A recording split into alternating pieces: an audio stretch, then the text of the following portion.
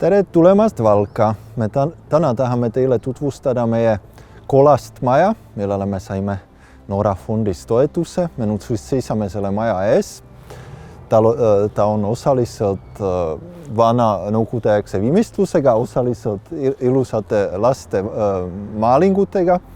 Ja sellest majast me siis teie abiga proovime teha sellist Valga linna uue perli. Miks see hoone on üldse meile nii oluline? Peamiselt on see tõttu, et tema asukoht on suurepärane. Me seisame siin kohe Jaani kiriku kõrval ja vast või 2 aastat tagasi valminud Keskväljaku kõrval. See tähendab, see hoone asub tõepoolest sellest Valgas kõige olulisemast kohast. Ja Jaani kirik tegelikult asub kohast, kust üldse Valga asula hakkas kasvama. Aga kui vahetult ennem Keskväljaku valmimist, kui oli juba teada, et me pidulikult Keskväljaku avame, et tuleb televisioon ja siis hakatakse seda uut Keskväljaku filmima, siis tekkis kohalike inimeste seas selline paanika, kuidas on võimalik, et meil on Keskväljaku kõrval selline habiplek, mis ei ole üldse silmale ilus. Ja tekkis väga suur surve sellest hoonest lahti saada, sest see on selline kõige lihtsam viis, kuidas probleemi kõrvaldada, lihtsalt saada buldoseri ja hooned ära lammutada. Siis me seetõttu palkasime Toivo Erelti, kes tegi meile väga põhjalikult hoone ehitus- ja ajaloo uuringu. Ja nende uuringute raames selgus, et selle nõukogudeaegse suhteliselt igava fassaadi taha peidub hoonekehand, mis on ilmselt Valga kõige vanem säilinud hoone. Kui aastal 785 hakati Jaani kiriku ehitama, siis sellest hoones juba 7,5 aastat elas Potsep Kern, kes ehitas Jaani kirikule ahjud.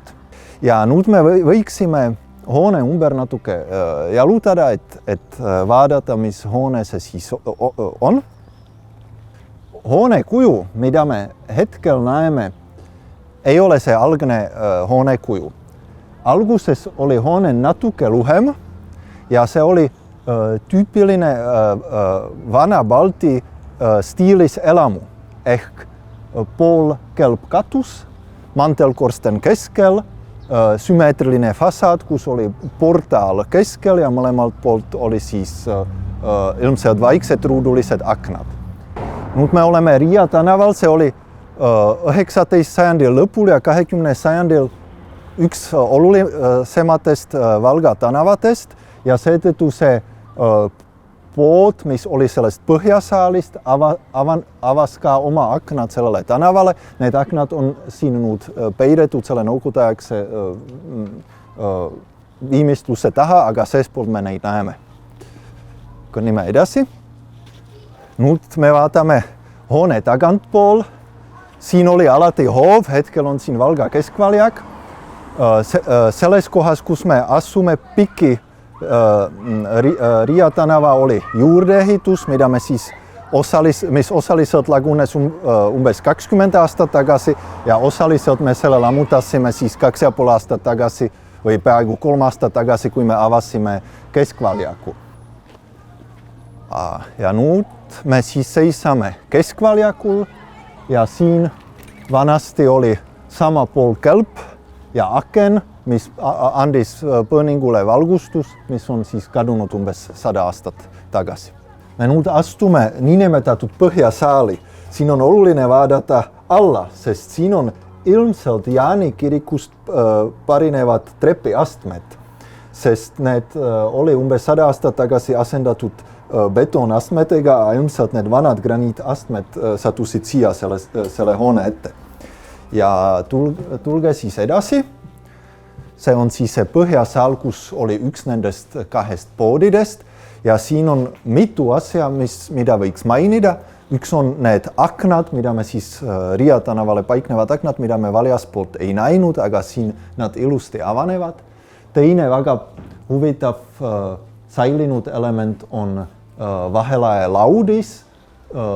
See on ilmselt 19. sajandi lõpupoolel paigaldatud. Siin on näha, et on veel kasutatud sepanaelad, ehk sellel ajal veel ei olnud tõestuslikud naelad, aga kui piiluda selle laudise taha, siis seal on veel vanem laudis, mis ilmselt pärineb selle hoone algsest ehitusest. Siin on ka näha, kuidas see hoone ilmselt juba 18. sajandi lõpul pikenes. Algusest lõppes hoone seinaga, mis jooksis siin, ja siis pikendati seda seina kuni Riia tänavani ja see sein on ka natuke viltu. Ta jälgib seda Riia tänava joont. Ja viimane selline väga põnev element, mis meil siin on need uksed, sest tegelikult need ei ole uksed. See on vanade uste negatiiv.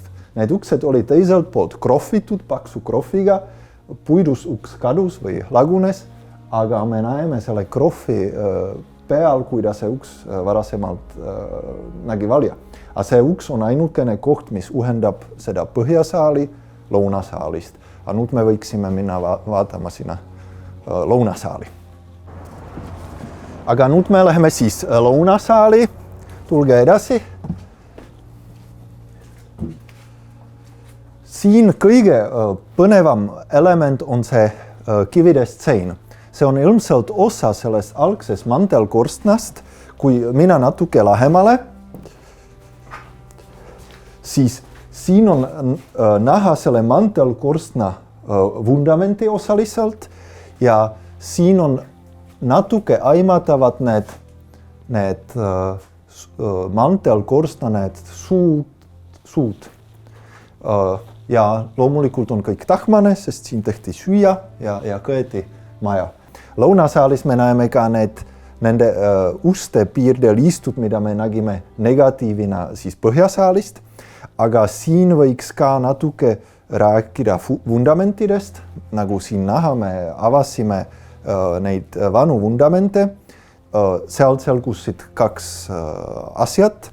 Pikiseina vundament on seotud siis nende valisseinte fundamentidega, see tähendab see pikisein siin oli algusest saadik sellises kohas, nagu ta on.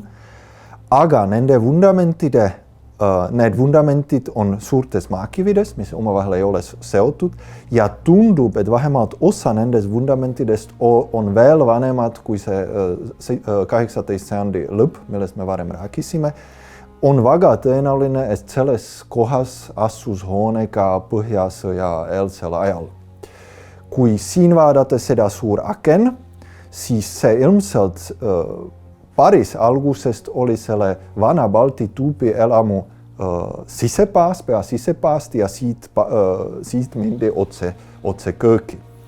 Lõunasaalis võiks veel rääkida natuke viimistlusest. Nüüd te näete siin krohv ja roomatid, aga nende all on näha see ilmselt algne viimistlus või siin kõrval ka, mis oli puhas palk, mis oli siis lubiatud või lubivarviga.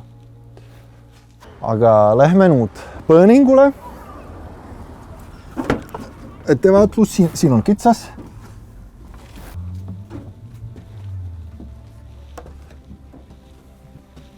Nüüd me oleme põõningul.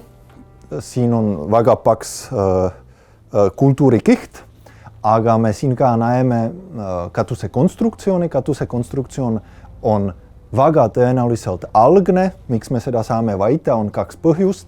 Ühes otsas on säilinud see vana poolkelbi konstruktsioon ja teisel pool on ilusti näha, kuidas hoone pikendati 18. sajandi lõpul Riia tänavani. See tähendab, katusekonstruktsioon kindlasti oli juba eelnevalt siin olnud. Katusekonstruktsioon on üldiselt üpris heas seisus, siin on mõned kohad, mis on vajunud, aga seda saab ilusti säilitada. Siin põõningul me võiksime veel rääkida sellest, et siin kuskil ilmselt asus see mantelkorsten, millest me mitu korda all rääkisime. Seal on veel sarikatel on veel näha, kus täpselt ta jooksis. Ja nii vasakul kui paremal on sellised vaiksed ruumid, mis ilmselt oli siin praktiliselt algusest saadik, mida kasutati elamiseks ja mis oli ka kõetavad.